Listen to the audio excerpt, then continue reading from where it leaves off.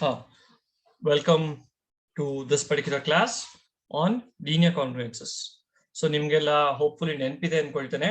ಹಿಂದಿನ ಸೆಷನ್ ಅಲ್ಲಿ ಏನ್ ಡಿಸ್ಕಸ್ ಮಾಡಿದ್ವಿ ಅಂತ ಕಾನ್ಗ್ರುಯೆನ್ಸ್ ಅಂದ್ರೆ ಏನು ಅದ್ರ ಬಗ್ಗೆ ಚರ್ಚೆ ಮಾಡಿದ್ವಿ. ಸೊ ನಿಮಗೆ ಸುಮ್ಮನೆ ಜ್ಞಾಪಿಸ್ಲಿಕ್ಕೋಸ್ಕರ ಹೇಳೋದಾದ್ರೆ can anyone give me an example of a congruence?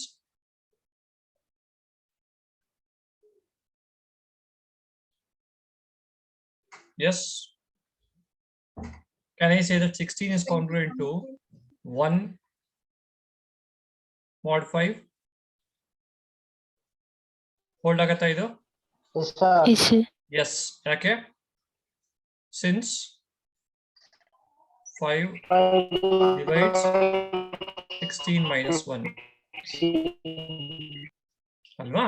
So this is what you mean by congruence. We mean by congruence. Are there 16 congruent to 2 mod 5 ಅಂತ ಬರೆಯಕ್ಕೆ ಹೋದ್ರೆ ಇದಕ್ಕೆ ವ್ಯಾಲಿಡ್ ಆಗುತ್ತಾ? Obviously ಆಗಲ್ಲ, because 16 minus 2 ತಗೊಂಡ್ರೆ 14 ಆಗುತ್ತೆ. 5 does not divide 14. So ಹೀಗೆ ಬರಿತೀವಿ ನಾವು congruent ಅಲ್ಲ ಅಂತ ಹೇಳೋದಕ್ಕೆ. ಎಷ್ಟು ನೆನಪಿದೆಯಾ ಎಲ್ಲರಿಗೂ? Yes or no? Quick reply. Okay.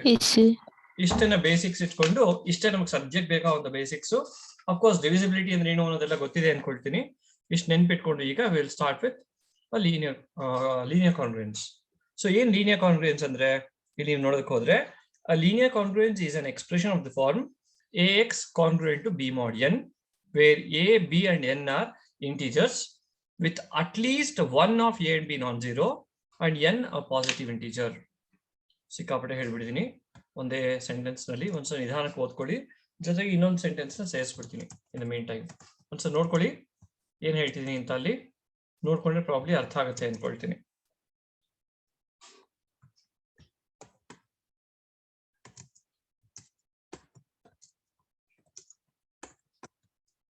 ಅದ್ರ ಹೇಳ್ತೀರಾ ಏನು ಅರ್ಥ ಅಂತ?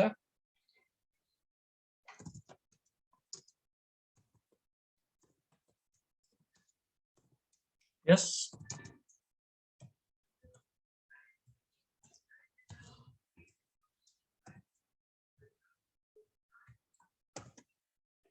ಗೊತ್ತಾಗ್ತಾ ಇಲ್ವಾ? ಓಕೆ, ಗೊತ್ತಾಗ್ತಿಲ್ಲ ಅಂದ್ರೆ ಒಂದು ಎಕ್ಸಾಂಪಲ್ ಶುರು ಅರ್ಥ ಮಾಡ್ಕೊಳ್ಳೋದಕ್ಕೆ.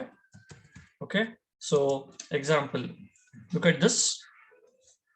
The example that I'm going to start with would be this one. 2x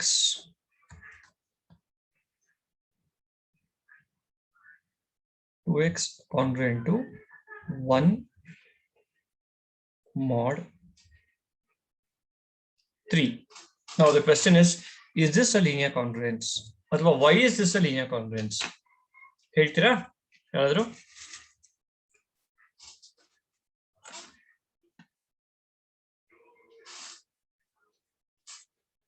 x value 2 ಕೊಟ್ರೆ 4 minus 1 3 ಅಲ್ಲ, ವ್ಯಾಲ್ಯೂ ಕೊಡೋದಕ್ಕೆ ಮುಂಚೆ ಇದನ್ನ ನಾನು ಲೀನಿಯರ್ ಕಾನ್ಗ್ರುಯೆನ್ಸ್ ಅಂತ ಕರಿಬಹುದಾ? ಲೀನಿಯರ್ ಕಾನ್ಗ್ರುಯೆನ್ಸ್ ಅಂತ ಕರಿಬೇಕಂತಂದ್ರೆ ಏನು criteria? ax congruent to b mod n formal ಇರಬೇಕು.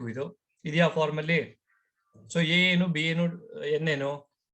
a is 2, b is 1, n is 3. So a b n ಏನಾಗಿದೆ? 2 1 3 ಆಗಿದೆ. ಸೊ ಅವುಗಳು ಏನಾಗಿರ್ಬೇಕು? ಇಲ್ಲಿ ಹೇಳೋ ಪ್ರಕಾರ a b and n are integers. Obviously ಅದು 3 integer with at least one of a and b non zero. 2 ಮತ್ತೆ 1 ಆಬ್ವಿಯಸ್ಲಿ ನಾನ್ ಜೀರೋ, ಅದು ಕಂಡೀಷನ್ ಸ್ಯಾಟಿಸ್ಫೈ ಮಾಡ್ತಿದೆ. And n a positive integer. ನಿಮ್ಗೆ ನೆನಪಿರೋ ಹಾಗೆ ಮಾಡ್ ಒಳಗಡೆ ಬರೀತಿದೀವಿ ಅಂದ್ರೆ ಈ ನಂಬರ್ ಯಾವಾಗ್ಲೂ ಪಾಸಿಟಿವ್ ಇರಬೇಕು, ಅದು ಪಾಸಿಟಿವ್ ಇದೆ. So all the criteria have been satisfied, so automatically this is going to be linear congruence. ಅರ್ಥ ಆಯ್ತಾ ಎಲ್ಲರಿಗೂ? Yes sir. ಓಕೆ, ಇನ್ನೊಂದು ಎಕ್ಸಾಂಪಲ್ ಕ್ವಿಕ್ ಆಗಿ ನೀವೇ ಹೇಳ್ತೀರಾ?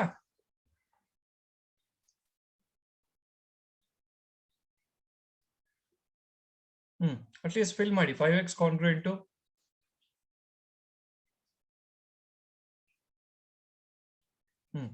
ಹೇಳಿ, linear congruence? Yes or no? Obviously linear congruence. So basically linear congruence ಅಂತ ಆಗ್ಬೇಕು ಅಂದ್ರೆ ಏನ್ ಗೊತ್ತಾ ಕ್ರೈಟೀರಿಯಾ? ಒಂದು ಕಾನ್ಗ್ರುಯೆನ್ಸ್ ಇರಬೇಕು, ಅಂಡ್ ಇಲ್ಲಿ ಒಂದು ವೇರಿಯಬಲ್ x ಇರಬೇಕು, ಅದನ್ನ ಬಿಟ್ಟು 3 ಇಂಟೀಜರ್ಸ್ ಇರಬೇಕು. ಅಂಡ್ ಈ 3 ಇಂಟೀಜರ್ಗಳಲ್ಲಿ ಇದು ಪಾಸಿಟಿವ್ ಇರಬೇಕು, ಇವೆರಡಲ್ಲಿ ಒಂದಾದ್ರೂ ನಾನ್ ಜೀರೋ ಇರಬೇಕು. ಅರ್ಥ ಆಯ್ತಾ? ಹಾ Yes, sir. sir. Okay, x congruent to 0 mod 4. ಇದು linear congruence Yes, sir. obviously Yes, yes sir. ಯಾಕಂದ್ರೆ ಮತ್ತೆ x coefficient 1, so a value 1, b value 0, n value 4, 1 ಮತ್ತೆ 0 ಇವೆರಡರಲ್ಲಿ ಒಂದು at least ನಾನ್ ಝೀರೋ ಇದೆ. ಓಕೆನಾ? So this is also linear congruence. So linear congruence ಅಂದ್ರೆ ಇಷ್ಟೇ. ಅರ್ಥ ಆಯ್ತಾ ಎಲ್ರಿಗೂ? ಓಕೆ, ಇದು ಗೊತ್ತಾಗಿದೆ. ನೆಕ್ಸ್ಟ್ ಪ್ರಶ್ನೆ, linear congruence ಅಂದ್ರೆ ಗೊತ್ತಾಯ್ತು. What you mean by a solution to a linear congruence? ಏನಿರ್ಬೋದು?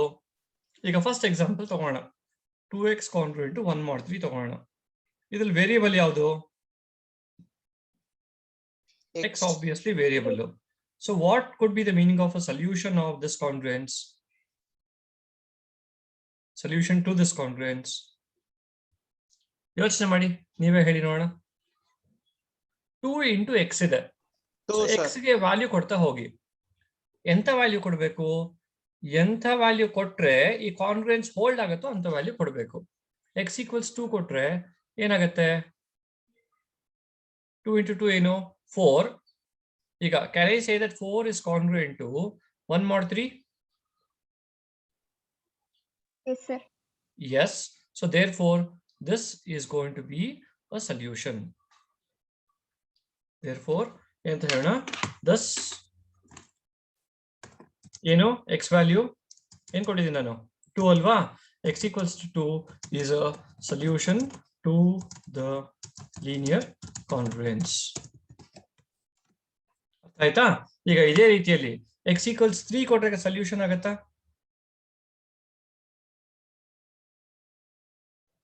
ಇದೇ linear congruence ಗೆ ಏನಾಗುತ್ತೆ? 3 into 2 6 ಆಗುತ್ತೆ. 6 is it congruent to 1 mod 3? No, sir. ಖಂಡಿತ ಅಲ್ಲ, ಯಾಕಂದ್ರೆ 6 minus 1 is 5. 3 does not divide 5. So ಅದು ಸೊಲ್ಯೂಷನ್ ಆಗದೆ ಇರೋದ್ರಿಂದ ಏನಂತ ಹೇಳೋಣ? x equals 3 is not a solution to the linear congruence. ಅರ್ಥ ಆಯ್ತಾ ಎಲ್ರಿಗೂ? ಸೊಲ್ಯೂಷನ್ ಅಂದ್ರೆ ಏನು ಅಂತ? Yes, sir. ಸೊಲ್ಯೂಷನ್ ಅಂದ್ರೆ ಏನು ಜನರಲ್ ಆಗಿ? Yes, sir. ಏನ ಸೊಲ್ಯೂಷನ್ ಅಂತ ಕರಿತೀವಿ ನಾವು? ನೋಡಿ ಇಲ್ಲಿ ಹೇಳ್ತಿದ್ದೀನಿ ಅದನ್ನೇ. An integer x naught is said to be a solution to the linear congruence if ax naught is congruent to b mod n. ಅಂದ್ರೆ ಅರ್ಥ ಏನು? ax congruent to b mod n ಅಲ್ಲಿ x ಜಾಗದಲ್ಲಿ x naught ಹಾಕಿದ್ರೆ ಈ ಕಾಂಗ್ರುಯೆನ್ಸ್ hold ಆಗಬೇಕು, satisfy ಆಗಬೇಕು. Satisfy ಆದ್ರೆ we call that as a solution. ಅರ್ಥ ಆಯ್ತಾ ಎಲ್ಲರಿಗೂ ಸೊಲ್ಯೂಷನ್ ಅಂದ್ರೆ ಏನು ಅಂತ? Yes, sir. Okay, ಅರ್ಥ ಆಗಿದೆ ಅಂದ್ರೆ now it's time to move ahead and we will see in the next step as to when a linear congruence can have a solution and when it cannot have a solution. I repeat, ಒಂದು linear congruence ಕೊಟ್ರೆ solution ಅಂದ್ರೆ ಏನಂತ ಗೊತ್ತಾಯ್ತು. ಅದೇ ಪ್ರಶ್ನೆ ಏನು ಅಂದ್ರೆ ಯಾವ್ದೇ linear congruence ಕೊಟ್ಟು ಸೊಲ್ಯೂಷನ್ ಇರುತ್ತಾ? ಯೋಚನೆ ಮಾಡಿ. ಇದೇ ಎಕ್ಸಾಂಪಲ್ ತಗೋಣ. x congruent to 0 mod 4 ಬದಲು x congruent to ಕೆಲಸ ಮಾಡೋಣ. x congruent to 0 mod 2 ಕೊಡ್ತೀನಿ ಅಂತ ಇಟ್ಕೊಳ್ಳಿ, ಅಥವಾ 4 ತಗೊಳ್ಳೋಣ. Okay, x congruent to 0 mod 4 ತಗೊಳ್ಳಿ. ಇದಕ್ಕೆ ಸೊಲ್ಯೂಷನ್ ಇರುತ್ತಾ ಯಾವಾಗ್ಲೂ ಅಥವಾ ಸೊಲ್ಯೂಷನ್ ಇರಲ್ವಾ? ಯಾವ್ದಾದ್ರು ಒಂದು ಸೊಲ್ಯೂಷನ್ ಹೇಳ್ತೀರಾ x congruent to 0 mod 4 ಗೆ ಕ್ವಿಕ್ ಆಗಿ?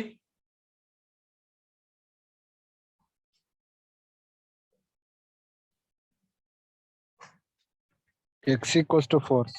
x equals 4 ಅಲ್ವಾ? ಗುಡ್. x equals 4 ತಗೊಂಡ್ರೆ ಏನಾಗುತ್ತೆ? 4 minus 0 4 ಆಗುತ್ತೆ. 4 is divisible by 4, so x equals 4 ಆಗುತ್ತೆ. ಆಮೇಲೆ x equals 8 ಆಗುತ್ತಾ? So multiples of 4. Multiples of 4, ಎಲ್ಲಾ ಮಲ್ಟಿಪಲ್ಸ್ ಆಫ್ 4 ಆಗುತ್ತೆ. ಆಫ್ ಕೋರ್ಸ್ -4 ಕೂಡ ತಗೋಬಹುದು ಬೈ ದ ವೇ, ಹೌದಲ್ವಾ? Yes, sir. ಸೊ ಹಾಗಾಗಿ all multiples of 4 are going to be the solutions for this particular congruence, linear congruence. ಓಕೆನಾ? ಅದೇ ಇನ್ನೊಂದು ಎಕ್ಸಾಂಪಲ್ ಕೊಡ್ತೀನಿ ನೋಡಿ. The fourth example that I'm going to give you. 12x congruent to 4 mod 3 ತಗೊಳ್ತೀನಿ ಅಂತ ಇಟ್ಕೊಳ್ಳಿ. ನಾವು ಹೌ ಅಬೌಟ್ ದಿಸ್, ಇದಕ್ಕೆ ಸೊಲ್ಯೂಷನ್ ಇರತ್ತಾ ಹೇಳಿ ಯಾರಾದ್ರು? ಹುಡುಕಿ ನೋಡೋಣ, ಯಾವ್ದಾದ್ರು ಒಂದು ಸೊಲ್ಯೂಷನ್ ಹುಡುಕಿ.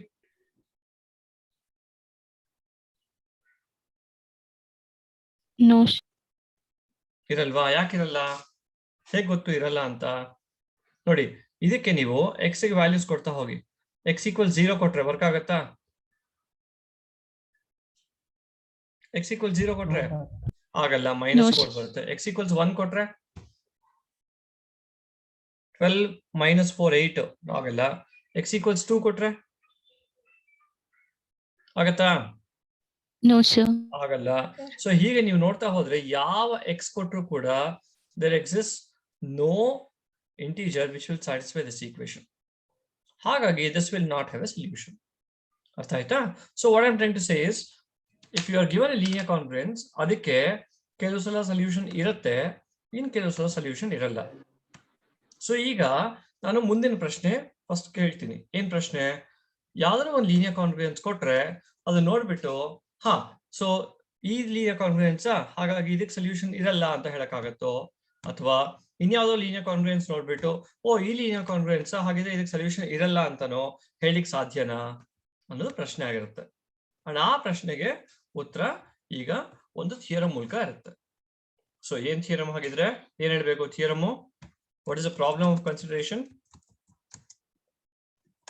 ಏನು ಯಾರು ಹೇಳಿ, ಏನು ಥಿಯರಮ್ ಏನ್ ಹೇಳ್ತಿದೆ ಅಂತ? ಸ್ಟೇಟ್ಮೆಂಟ್ ಆಮೇಲೆ ಬರ್ತೀನಿ. ಯಾತಕ್ಕೆ ಥಿಯರಮ್? ಸರ್ ಸೊಲ್ಯೂಷನ್ ಇರುತ್ತೆ ಅಲ್ವಾ? Solution. ಯಾವಾಗ ಒಂದು ಲೀನಿಯರ್ ಕಾನ್ಗ್ರುಯೆನ್ಸ್ಗೆ ಸೊಲ್ಯೂಷನ್ ಇರುತ್ತೆ ಅಂಡ್ ಯಾವಾಗ ಸೊಲ್ಯೂಷನ್ ಇರಲ್ಲ ಅಂತ ಹೇಳೋದಕ್ಕೆ ಈ ಥಿಯರಮ್ ಡಿಸ್ಕಸ್ ಮಾಡ್ತಿದ್ವಿ. So the statement of this theorem is as follows: the linear congruence ax congruent to b mod n has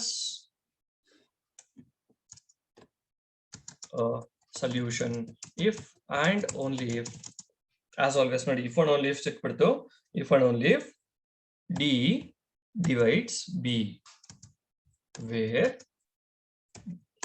d ನೋಡಿ ax congruent to b mod n d ಅನ್ನೋದು ಇಲ್ವೇ ಇಲ್ಲ ಅಲ್ವಾ?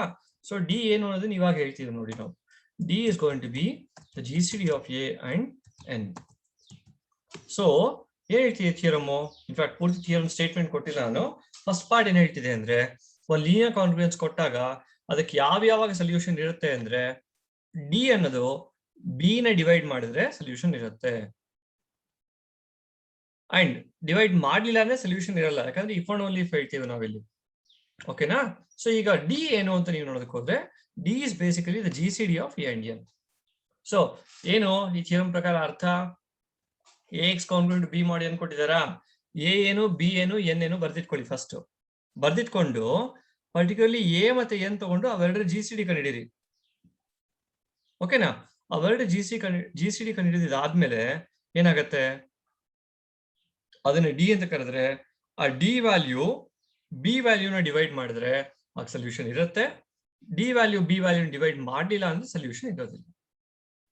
ಅರ್ಥ ಆಯ್ತಾ ಎಲ್ಲರಿಗೂ ಸ್ಟೇಟ್ಮೆಂಟ್ ಏನು ಅಂತ? ಓಕೆ, ನೆಕ್ಸ್ಟ್ ಪಾರ್ಟ್ ಏನ್ ಹೇಳುತ್ತೆ ಅಂದ್ರೆ, ಸೊಲ್ಯೂಷನ್ ಇದ್ದಾಗ ಸೊಲ್ಯೂಷನ್ ಯಾವ ತರ ಇರುತ್ತೆ ಅಂತ ಹೇಳ್ತಾರೆ next part. If d divides b, then the linear congruence has d mutually incongruent solutions modulo n ಅಂತ ಹೇಳುತ್ತೆ. ಏನಂದ್ರೆ ಇಫ್ ಡಿ ಡಿವೈಡ್ಸ್ ಬಿ, ಅಂದ್ರೆ ಡಿ ಡಿವೈಡ್ಸ್ ಬಿ ಅಂದ್ರೆ ಫಸ್ಟ್ ಆಫ್ ಆಲ್ ಸೊಲ್ಯೂಷನ್ ಇರುತ್ತೆ ಈ ಸ್ಟೇಟ್ಮೆಂಟ್ ಪ್ರಕಾರ. ಸೊ ಡಿ ಡಿವೈಡ್ಸ್ ಬಿ ಆದಾಗ solution ಇರುತ್ತೆ. ಅಂಡ್ ಎಷ್ಟು ಸೊಲ್ಯೂಷನ್ಸ್ ಇರುತ್ತೆ? ಲೆಕ್ಕವಾಗಿ ಆಕ್ಚುಲಿ ಇನ್ಫೈನಿಟಿ ಮೆನಿ ಸೊಲ್ಯೂಷನ್ಸ್ ಇರುತ್ತವೆ, ಬಟ್ ಅದರಲ್ಲಿ ಒಟ್ಟು d number of mutually incongruent solutions ಇರುತ್ತವೆ ಅಂತ ಹೇಳುತ್ತೆ modulo n. Mutually incongruent solutions ಅಂದ್ರೆ ಏನಂತ ಗೊತ್ತಿದೆಯಾ ನಿಮ್ಗೆ? ಎಕ್ಸಾಂಪಲ್ ಹೇಳಿದ್ದೆ ಒಂದು ಕಾಲದಲ್ಲಿ. Okay, looks like all of you have forgotten this. So ಅದನ್ನ ಅರ್ಥ ಮಾಡಿಸ್ಲಿಕ್ಕೆ ಒಂದು ಎಕ್ಸಾಂಪಲ್ ಕೊಡ್ತೀನಿ ನೋಡಿ. 4 is congruent to 2 mod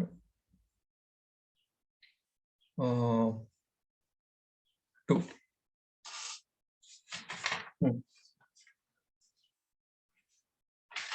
So 4 is congruent to 2 mod 2 alva.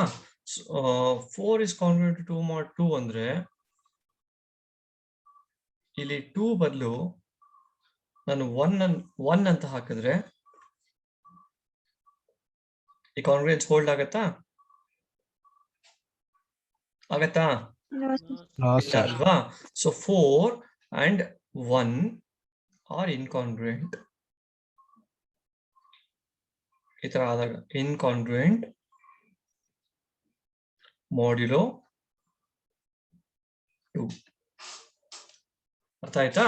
So 4 and 1 are incongruent modulo 2. ಅದೇ 4 ಮತ್ತೆ 2 ತಗೊಂಡ್ರೆ ಆಗತ್ತಾ? ಅವಾಗ ಏನಾಗುತ್ತೆ? 4 is congruent to 2 mod 2 ಆಗುತ್ತೆ ತಾನೆ? ಆಗ 4 and 2 are not incongruent because they are congruent. ಓಕೆನಾ? ಸೊ 4 and 2 ತಗೊಂಡಾಗ they are going to be congruent modulo 2. So incongruent ಅಂತ ಹೇಳ್ಬೇಕಾದ್ರೆ ಎರಡು ನಂಬರ್ಗಳು ಏನಾಗಿರ್ಬೇಕು? ಅವೆರಡನ್ನ ಕಾಂಗ್ರುಯೆನ್ಸ್ ಅಲ್ಲಿ ತಗೊಂಡ್ರೆ ಕಾಂಗ್ರುಯೆನ್ಸ್ ಹೋಲ್ಡ್ ಆಗಬಾರ್ದು. ಸೊ ಈಗ ಏನ್ ಹೇಳ್ತಿದೀವಿ? If d divides b then the linear congruence has d mutually incongruent solutions modulo n ಅಂತ ಹೇಳ್ತೀವಿ. ಅಂದ್ರೆ ಒಟ್ಟು ಎಷ್ಟು ಸೊಲ್ಯೂಷನ್ಸ್ ಇರುತ್ತೆ? ಇನ್ಫೈನಿಟ್ಲಿ ಮೆನಿ ಇರುತ್ತೆ. ಆದ್ರೆ ಅದರಲ್ಲಿ ಒಟ್ಟು ಮ್ಯೂಚುವಲಿ ಇನ್ಕಾಂಗ್ರುಯೆಂಟ್ ಅಂತ ಹುಡ್ಕಕ್ಕೆ ಹೋದ್ರೆ ಒಟ್ಟು ಕರೆಕ್ಟ್ ಆಗಿ d number of mutually incongruent solutions ಇರುತ್ತೆ. ಇದು ಈ ಥಿಯರಮ್ ಸ್ಟೇಟ್ಮೆಂಟ್. ಈಗ ಈ ಥಿಯರಮ್ ಪ್ರೂಫ್ಗೆ ನಾನು ಈಗ ಸದ್ಯಕ್ಕೆ ಹೋಗೋದಿಲ್ಲ, ನಿಮ್ಗೆ ಸಪರೇಟ್ ಆಗಿ ಒಂದು ವಿಡಿಯೋ ಮಾಡಿ ಕಳಿಸ್ಕೊಡ್ತೇನೆ ಪ್ರೂಫ್ನ. ಓಕೆ, ಯಾಕಂದ್ರೆ ಈಗ ಸದ್ಯಕ್ಕೆ ಪ್ರೂಫ್ ನ ಡಿಸ್ಕಸ್ ಮಾಡ್ತಾ ಹೋದ್ರೆ ಮುಂದಿನ ಪಾರ್ಟ್ ನ ಡಿಸ್ಕಸ್ ಮಾಡಕ್ ಕಷ್ಟ ಆಗುತ್ತೆ. ಈಗ ಇದನ್ನ ಹೇಗೆ ಉಪಯೋಗಿಸ್ಬೇಕು ಅಂತ ಮುಂದಕ್ಕೆ ಹೋಗೋಣ. ಪ್ರೂಫ್ ಡಿಸ್ಕಸ್ ಮಾಡ್ಬೇಕಾ ಈ ಕ್ಲಾಸ್ ನಲ್ಲೇ? ಪ್ರೂಫ್ ಬೇಕಂದ್ರೆ ಮಾಡ್ತೀನಿ, ಬೇಡ ಅಂದ್ರೆ ಮುಂದಕ್ಕೆ ಹೋಗ್ತೀನಿ. Whatever you say. Sir ಎಕ್ಸಾಮ್ಗೆ ಇಂಪಾರ್ಟೆಂಟ್ ಅಂದ್ರೆ ಮಾಡಿ ಸರ್. ಖಂಡಿತ ಎಕ್ಸಾಮ್ಗೆ ಇಂಪಾರ್ಟೆಂಟ್ ಅಮ್ಮ. ಓಕೆ, ಇನ್ ದಟ್ ಕೇಸ್ ಮಾಡ್ಬಿಡ್ಲಾ proof discussion? Okay, yes, sir. Looks like it is better. So I'm going to go ahead with the proof. So proof ಅಲ್ಲಿ ಲೆಕ್ಕವಾಗಿ 3 part ಇವೆ. ಯಾವ 3 ಪಾರ್ಟ್ ಯಾರಾದ್ರೂ ಹೇಳ್ತೀರಾ? ಗೆಸ್ ಮಾಡಿ. ಗೆಸ್ ಬೇಕಿಲ್ಲ, ಹಂಗೆ ನೋಡಿದ್ರೆ ಗೊತ್ತಾಗತ್ತೆ. ಎಸ್ ಹೇಳಿ, ಯೋಚನೆ ಮಾಡಿ. ಮೊದಲನೇ ಪಾರ್ಟ್ ಏನು? ಲೀನಿಯರ್ ಕಾಂಗ್ರುಯೆನ್ಸ್ಗೆ ಯಾವಾಗ ಸೊಲ್ಯೂಷನ್ ಇರುತ್ತೆ ಅಂತ ಹೇಳೋದು ಒಂದು ಪಾರ್ಟ್, ಅದು ಮೊದಲನೇ ಪಾರ್ಟ್. ಎರಡನೇ ಪಾರ್ಟ್ ಏನಾಗಿರುತ್ತೆ? ಸೊಲ್ಯೂಷನ್ ಇದ್ರೆ ಎಷ್ಟಿರುತ್ತೆ, ಹೇಗಿರುತ್ತೆ ಅಂತ. ಓಕೆ, ಸೊ ಹೇಗಿರುತ್ತೆ, ಎಷ್ಟಿರುತ್ತೆ ಅನ್ನೋದು ಎರಡನೇ ಪಾರ್ಟ್, ಮೂರನೇ ಪಾರ್ಟ್ ಆಗಿರುತ್ತೆ. ಸೊ ಫಸ್ಟ್ ಈಗ ಮೊದಲನೇ ಪಾರ್ಟ್ ಇಂದ ಪ್ರೂವ್ ಮಾಡ್ತಾ ಹೋಗೋಣ. ಮೊದಲನೇ ಪಾರ್ಟ್ ಅಲ್ಲಿ ಇಫ್ ಅಂಡ್ ಓನ್ಲಿ ಇಫ್ ಇದೆ, ಬಟ್ ಆಕ್ಚುಲಿ ಸ್ಪೀಕಿಂಗ್ ಮೊದಲನೇ ಪಾರ್ಟ್ ತುಂಬಾ ಸುಲಭ, ಪ್ರೊವೈಡೆಡ್ ನೀವು ಹಳೆದನ್ನ ಒಂದ್ ಸ್ವಲ್ಪ ನೆನ್ಪಿಟ್ಕೊಂಡಿದ್ರಿ ಡಿಸ್ಕಸ್ ಮಾಡಿರೋದು. ಏನು ಅಂತ ನೋಡ್ತಾ ಹೋಗೋಣ. ಸೊ ಏನ್ ಅಸ್ಯೂಮ್ ಮಾಡ್ಬೇಕು? ಫಸ್ಟ್ ಮೊದಲನೇ ಪಾರ್ಟ್ ಪ್ರೂವ್ ಮಾಡ್ಬೇಕಂದ್ರೆ ಹೇಳಿ ಬೇಗ.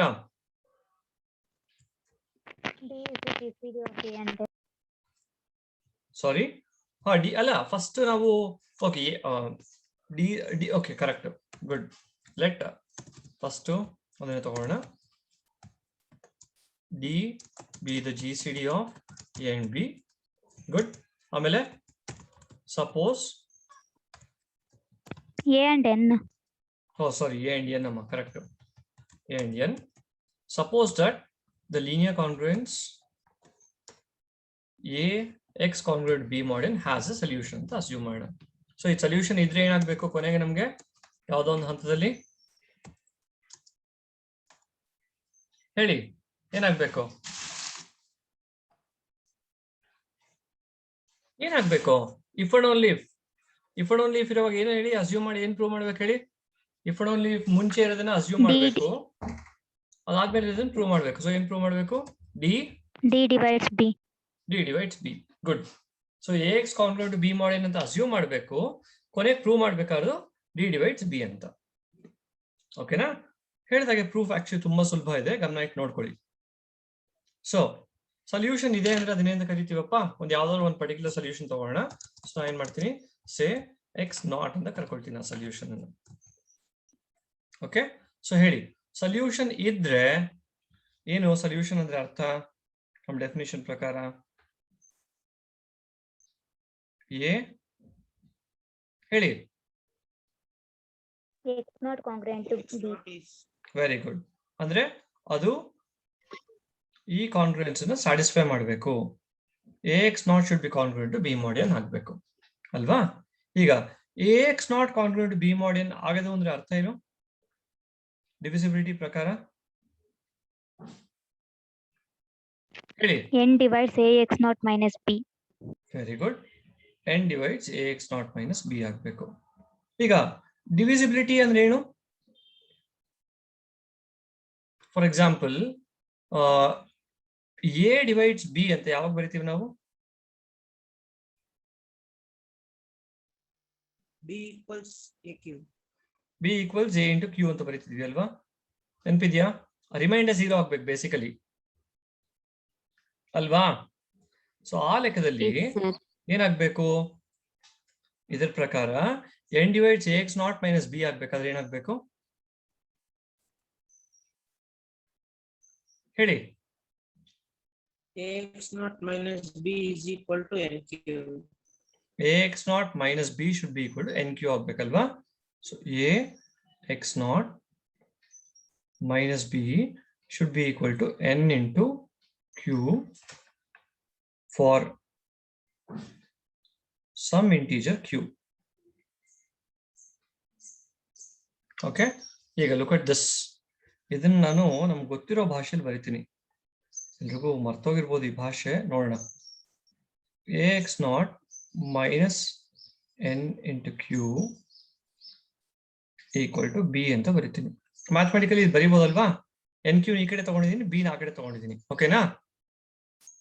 ಬರಿಬೋದು ತಾನೆ ಇದು ಮ್ಯಾಥಮೆಟಿಕಲಿ? ತಪ್ಪೇನಿಲ್ವಲ್ಲ? ಓಕೆ, ಇನ್ನೊಂದು ಲೈನಲ್ಲಿ ಪ್ರೂಫ್ ಕಂಪ್ಲೀಟ್ ಆಗುತ್ತೆ first part. This implies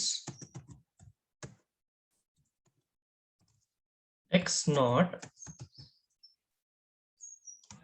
is a solution to the dash. ಅದು ಹೇಳ್ತೀರಾ?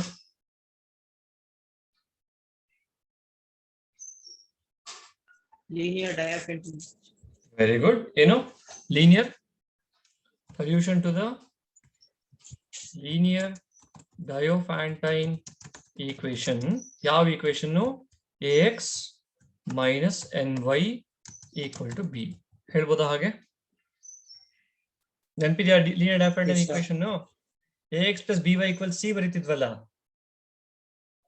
ಹಾ, ನೆನಪಿದ್ಯಾ? linear Diophantine equation first unit ಅಲ್ಲಿ ಡಿಸ್ಕಸ್ ಮಾಡಿದ್ದು. AX plus BY equals C ಅಂತ ಬರೀತಿದ್ವಿ ನಾವು. ಅಂಡ್ ಈ ಲೀನಿಯರ್ ಡೈಫ್ಯಾಂಟೈನ್ ಈಕ್ವೇಶನ್ ಇದ್ದಾಗ ಇದು ಸೊಲ್ಯೂಷನ್ ಅಂದ್ರೆ ಅರ್ಥ ಏನು? ಎಕ್ಸ್ ಜಾಗದಲ್ಲಿ ಏನೋ ಒಂದು ವ್ಯಾಲ್ಯೂ, ವೈ ಜಾಗದಲ್ಲಿ ಏನೋ ಒಂದು ವ್ಯಾಲ್ಯೂ ಸ್ಯಾಟಿಸ್ಫೈ ಮಾಡುವಂಥದ್ದು. ಕರೆಕ್ಟ್ ತಾನೆ? ಸೊ ಎಕ್ಸ್ ನಾಟ್, ಎಕ್ಸ್ ಜಾಗದಲ್ಲಿ ಎಕ್ಸ್ ನಾಟ್ ಹಾಕಿದ್ರೆ obviously that is going to be a solution to the linear Diophantine equation. ಈಗ next question, x naught is a solution to the linear Diophantine equation ಆಗ್ಬೇಕಾದ್ರೆ can I say that d divides b? ಯಾಕಂದ್ರೆ ನೆನಪಿದ್ಯಾ ಇದರ condition?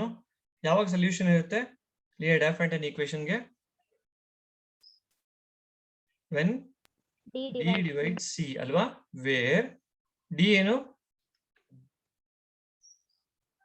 GCD of A comma B. Very good. GCD of A comma B. GCD of A comma B ಅಲ್ವಾ? So GCD of A comma B D ಆಗಿದ್ರೆ D must divide C. ಅದೇ ಲೆಕ್ಕದಲ್ಲಿ ಈಗ AX minus NY ಗೆ B, AX minus NY equals B ಗೆ solution ಯಾವಾಗ ಇರುತ್ತೆ? When ಯಾವಾಗ? When D divides B.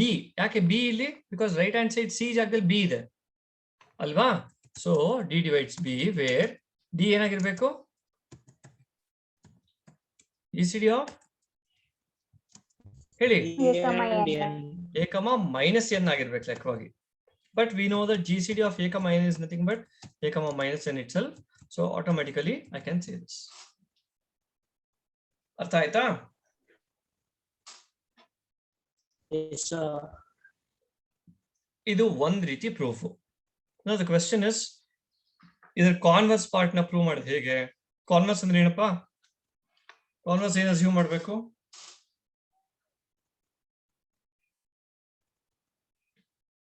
ಏನ್ ಅಸ್ಯೂಮ್ ಮಾಡ್ಬೇಕು ಕಾನ್ವರ್ಸ್ ಅಲ್ಲಿ? Suppose If D D divides D. B. Suppose D divides B ಅಂತ ಶುರು ಮಾಡಿ ಆಗ ಸೊಲ್ಯೂಷನ್ ಇರುತ್ತೆ ಅಂತ ಹೇಳ್ಬೇಕು ಕಾನ್ಫಿಡೆನ್ಸ್ಗೆ. ಇದನ್ನ ಪ್ರೂವ್ ಮಾಡೋದ್ರ ಬದಲು ಹಿಂದಕ್ಕೆ ಬ್ಯಾಕ್ ಟ್ರ್ಯಾಕ್ ಮಾಡಕ್ಕಾಗತ್ತಾ ಅಂತ ನೋಡ್ತೀನಿ ನಾನು. ಓಕೆ, ಈಗ ಹೇಳಿ ಡಿ ಡಿವೈಡ್ಸ್ ಬಿ ಆದ್ರೆ ಆಗ ಲೀನಿಯರ್ ಡಿಫರೆಂಟ್ ಈಕ್ವೇಶನ್ ಸೊಲ್ಯೂಷನ್ ಇದ್ದೇ ಇರುತ್ತಾ? ನೋಡಿ ಇಲ್ಲಿ ಡಿ ಡಿವೈಡ್ ಸಿ ಆದ್ರೆ A X plus B Y ಕೂಡ ಸಿ ಸೊಲ್ಯೂಷನ್ ಇರುತ್ತೆ ಅಲ್ವಾ? ಇಫ್ ಅಂಡ್ ಓನ್ಲಿ ಇಫ್ ಇದೆ ಲೀನಿಯರ್ ಡಿಫರೆಂಟ್ ಈಕ್ವೇಶನ್ ಅಲ್ವಾ condition.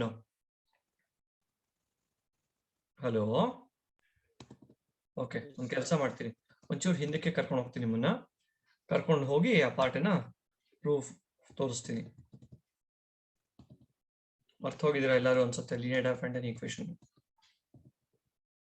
Exam point of view ಇಂದ ಸಿಕ್ಕಾಬಡೆ ಇಂಪಾರ್ಟೆಂಟ್ ಅಂತ ಹೇಳಿದ್ದೆ, ಮೋಸ್ಟ್ ಪ್ರಾಬ್ಲಿ ಮರ್ತಿದ್ದೀರಾ.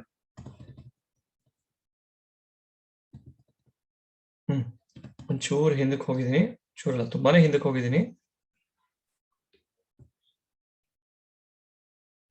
ಒಂದ್ ಸೆಕೆಂಡ್, ಲೋಡ್ ಆಗ್ತಾ ಇಲ್ಲ. ಓಹೋ, ತುಂಬಾ ಹಿಂದೆ ಕೊಟ್ಟೋಯ್ತಾ?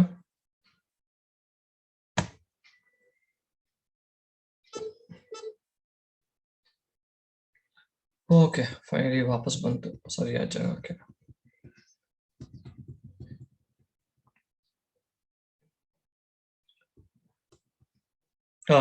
So I'm talking about this theorem. ನೆನಪಿದ್ಯಾ? The linear differential equation ax plus by equal to c has a solution if and only if d divides c. ಇಲ್ಲಿ if and only if ಇದೆ. So if and only if ಇದೆ ಅಂದ್ರೆ ಅರ್ಥ ಏನು? ಏನ್ ಅರ್ಥ? Solution ಇದ್ರೆ d divide c ಆಗ್ಬೇಕು, ಸೊಲ್ಯೂಷನ್ ಇರಲ್ಲ ಅಂದ್ರೆ d does not divide c ಆಗ್ಬೇಕು. ಕರೆಕ್ಟ್ ಅಲ್ವಾ? ಸೊ ಎಕ್ಸಾಕ್ಟ್ಲಿ ಅದೇ ಸ್ಟೇಟ್ಮೆಂಟ್ ನಾನು ಉಪಯೋಗಿಸ್ತಾ ಇದ್ದೀನಿ. ಸೊ ಈಗ ನಾವು coming back to our theorem, ಬರ್ತಾ ಇದೆ.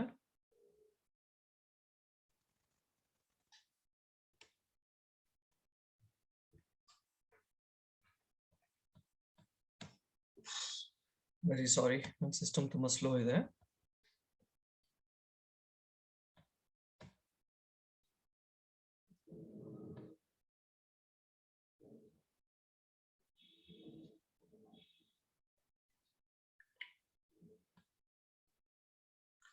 ಇನ್ನೊಂದು 20 ಸೆಕೆಂಡ್ಗೆ ಪ್ರಾಬ್ಲಿ ರೀಚ್ ಆಗ್ತೀವಿ ನಮ್ಗೆ ಬೇಕಾಗಿರೋ ಎಕ್ಸ್ಪ್ರೆಷನ್ಗೆ.